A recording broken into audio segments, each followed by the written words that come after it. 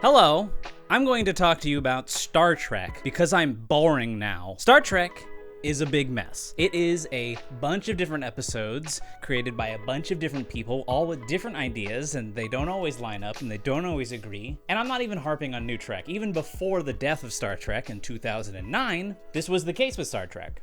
I think every Trekkie kind of looks through the wealth of all these great episodes and terrible ones, and they kind of have this idea of what Star Trek is to them. And to me, Star Trek is about an optimistic future. So in this video, I want to talk about one of the main ways I think Star Trek reinforces this idea of an optimistic future, and that's by not having any villains.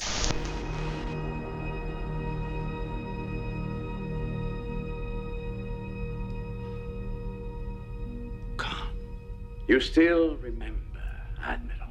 Star Trek II: The Wrath of Khan, as good as that movie is, I now resent its existence because it legitimized the concept of having supervillains in Star Trek. That was Star Trek expert Rich Evans, pictured here. To me, Star Trek is about progressivism and reason triumphing over bigotry, fear, hate, and whatever that is.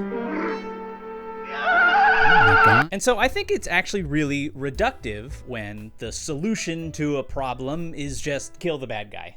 No, I think Star Trek really hits when our characters learn something new, overcome technological or scientific problems, or when the antagonist learns the ideals of our woke space explorers. And I just want to clarify, villains and antagonists are not the same thing. I'm not out here trying to say Star Trek can't have antagonists. That doesn't make any sense. When I say villain in this video, I'm not referring to the narrative device that opposes the goals of our characters. No, I'm specifically referring to characters that are irredeemable, that need to be killed or jailed forever or whatever happened here. I don't know why they did that.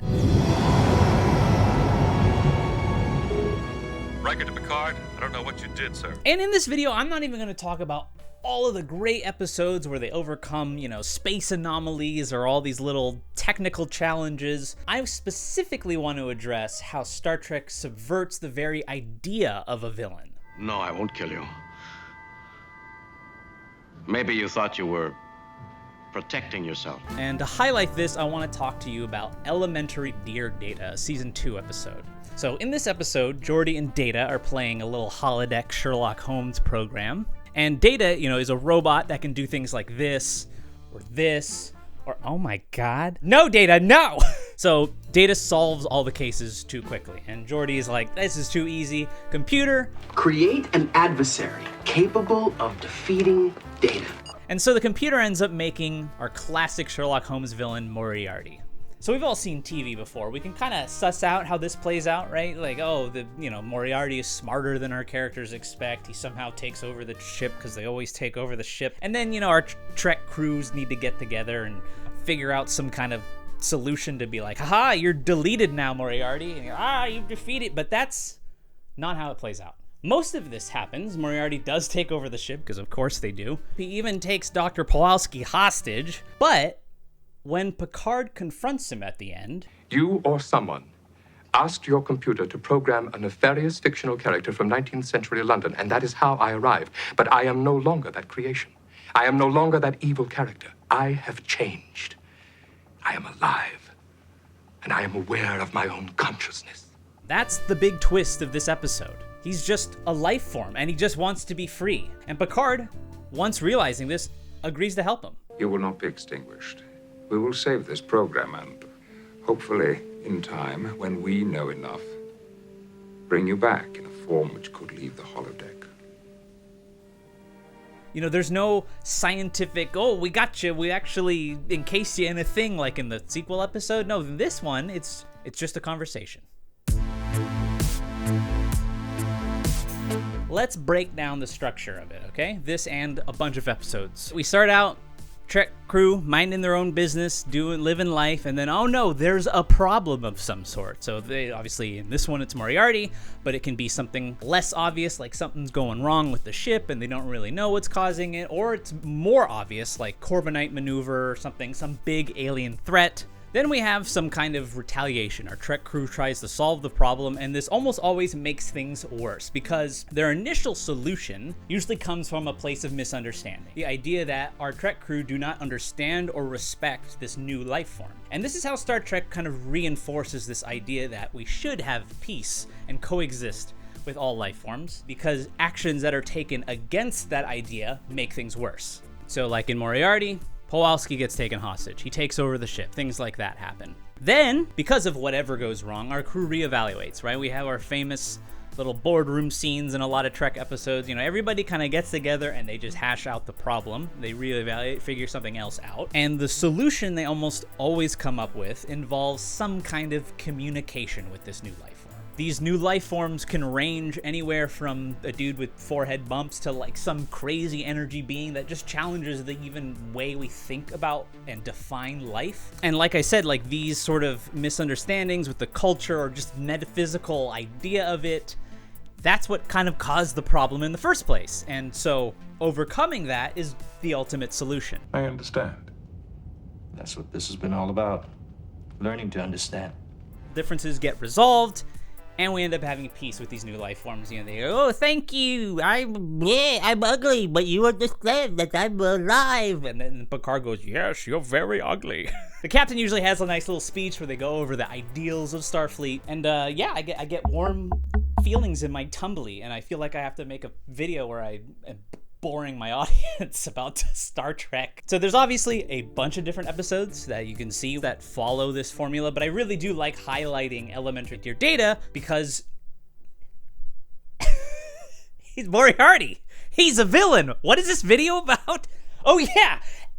Our mission to accomplish any way we can. Your mission is to find new worlds for your people to live in. You can still do that. We can bring this problem to the Federation. There are many planets in this galaxy that can be inhabited. You would really do that? You would extend welcome to invaders?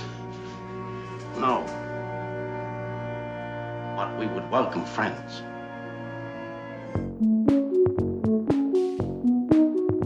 So in Star Trek, one of the other main ways it subverts this idea of a villain is when the ideals of Starfleet or our main characters kind of shine through and they overcome like a conflict or they change the antagonist's minds, like your Measure of a Man. He's very remarkable. You didn't call him it? Measure of a Man's been talked about to death. One episode I really want to talk about is from Star Trek Voyager. It's called In the Flesh. So it starts out with this hook. Oh my god, it's Starfleet headquarters, but we're in the Delta Quadrant. How is that possible? I better keep watching past the opening credits. It turns out species 8472 have like genetically altered themselves and they're running these simulations of what Starfleet is so we can reuse the San Francisco sets. I mean, no, it's not that. That's not the reason we have money. Watch Voyager. I really like Voyager. I don't know why I'm giving them shit. Okay, so the thing with species 8472 is that they started out as like this big threat, like, oh my god, they're better than the Borg, they're killing the Borg, what do we do? And then they kind of just end up being big CGI 90s CG crappy monster things. Oh my god. But then we get to this episode where they really just completely change them and they give species 8472 like way more going on. So Chakotay, let's not even address this character, okay? He's just a Starfleet guy. We're not gonna even, I don't got time. He infiltrates the simulation. He pretends to be a part of it or whatever, and he ends up going on a date with one of the species 8472 people. God, that name is, I hate it. I hate Gene Roddenberry. And so, through this date, Chakotay finds out that they're not really just preparing for war per se. It's species 8742. 74. Don't you leave a goddamn comment when I get it. I'll find you. Chakotay is on this date or whatever, and he finds out that species 8472 is actually afraid of Starfleet because of how they teamed up with the Borg, and it really messed them up. They decided, let's learn about the enemy and let's prepare because Starfleet's gonna clearly invade us. We need to learn about them. But then Chakotay doesn't have sex with the alien lady, and this immediately raises suspicions, and he, of course, gets captured. At this point, we've got paranoia on both sides. Meanwhile, on the Voyager itself, Janeway is talking with Seven. They're like, okay, prepare the warheads, because Chakotay's been captured. We don't know what the heck we're going to do. I will replicate more nanoprobes. I don't mind telling you, Seven. I'm still holding out for a diplomatic solution. Improbable. Species 8472 will not respond to diplomacy. Funny, we used to say the same thing about the Borg. Hey, wait a minute, you're spoiling the video. I'm going to talk about that later. They start interrogating Chakotay. The conflict starts getting built up. They realize, oh, Voyager is out there. They've detected them. You know, everybody's preparing for an inevitable conflict. And typically, we've seen things like this. Best of Both Worlds had like a similar sort of situation where you have someone who's captured on the other team. There's plenty of episodes where they have this. And usually, you know, our Star Trek crew, they hatch some kind of rescue mission where they covertly beam down or whatever. But that's not what happens in this episode. Throughout this episode, they tease this idea. There's this battle between diplomacy and conflict. Before engaging alien species in battle, any and all attempts to make first contact and achieve non-military resolution must be made. In this case, we made first contact over a year ago and we barely got out of it alive. It seems to me a battle is inevitable. Maybe even war. So why can't I get that directive out of my mind?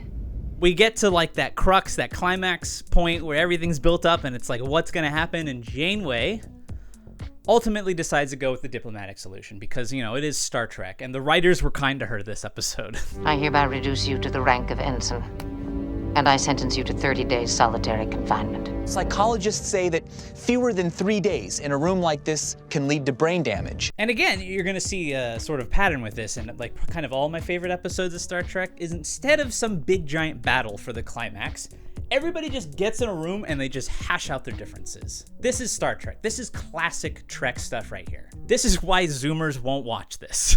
Because it's too boring. Part of the reason this piece even happens is the irony is Species 8472 have been living as Starfleet this whole time, and just through doing that and emulating them, they actually come to that realization that, oh, you know, the Federation might actually be a peaceful organization after all.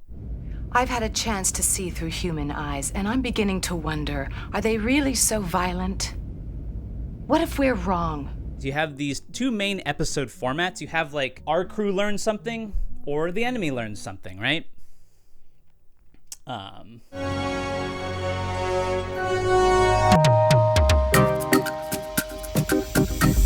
So this next section isn't so much about like exact episode template formats. We're taking a bigger, broader look at all of Trek. When you look at all of like the main antagonistic races and cultures and groups that Star Trek Fleet has encountered, they have a very good track record of peace, right? The Klingons were one of the longest running villains throughout the entirety of the original series and a bunch of the movies. And then Star Trek VI is all about peace with the Klingons. And then of course you get Worf on the crew. In Star Trek Enterprise, we have this whole thing with the Andorians and with the Xindi, Tellarites, etc. We get characters like Shran, we get a bunch of allies. In Deep Space Nine, we get peace with the Cardassians, the Founders, the Romulans. Not the cleanest peace, but I can live with that. So the Federation believes that multiple species, cultures, faiths, etc. can all live together, coexist, and even work together. Meanwhile, the opposing forces in Trek, they all believe that one species, one race, one culture should dominate or even eradicate the rest.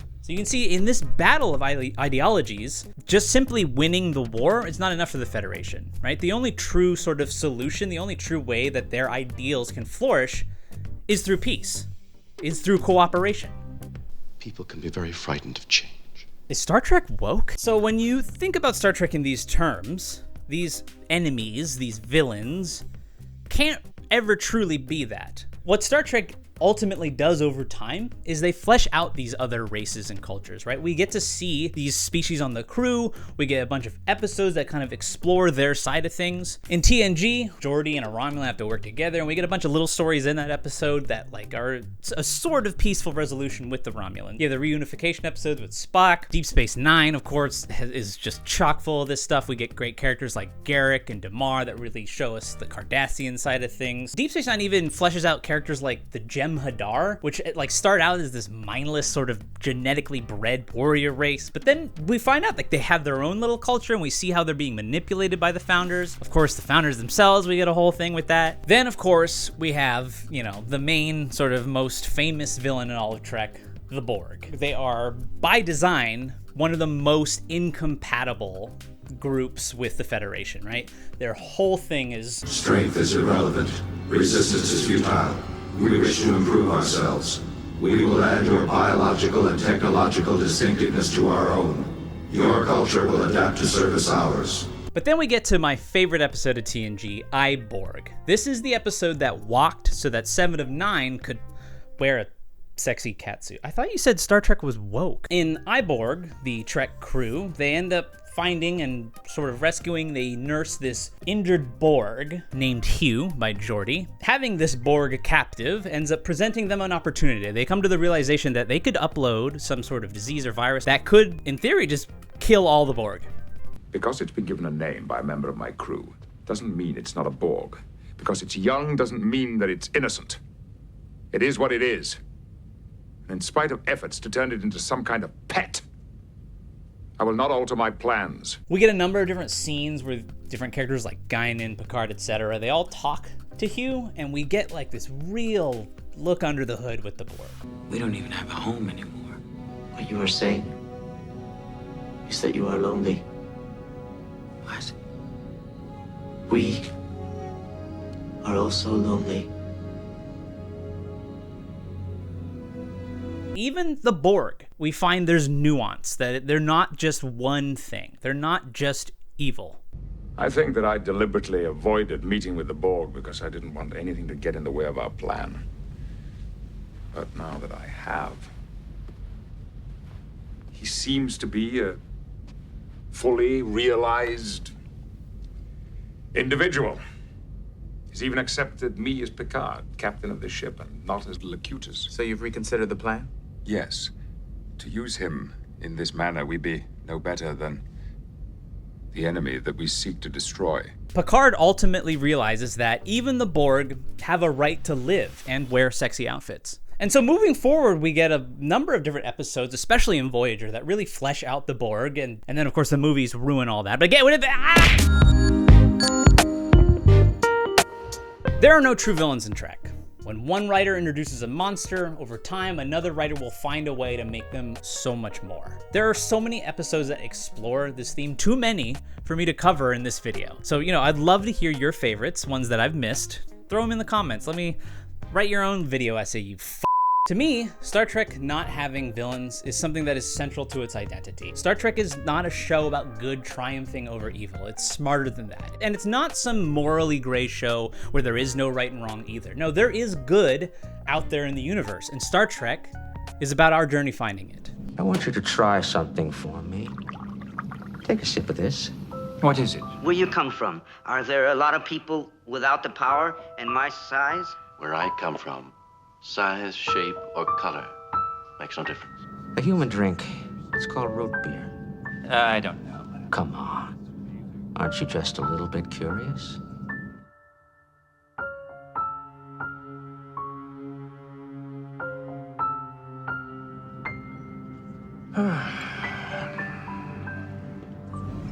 We don't always agree.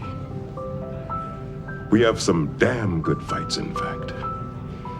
But we always come away from them with a little better understanding and appreciation of each other. What do you think? It's vile. I know. It's so bubbly, and cloying, and happy. Friends? Sure. Someone you can talk to. Who will be with you when you're lonely. Like Geordi. And Hugh. Just like the Federation. I realize it may be difficult for you to help save this creature's life. But part of becoming human is learning to have compassion for those who are suffering, even when they're your bitter enemies. But you know what's really frightening? If you drink enough of it, you begin to like it. It's insidious. Commander, both our ships are ready to fight. We have two extremely powerful and destructive arsenals at our command. Our next actions will have serious repercussions. We have good reason to mistrust one another, but we have even better reason to set those differences aside. Now, of course, the question is, who will take the initiative?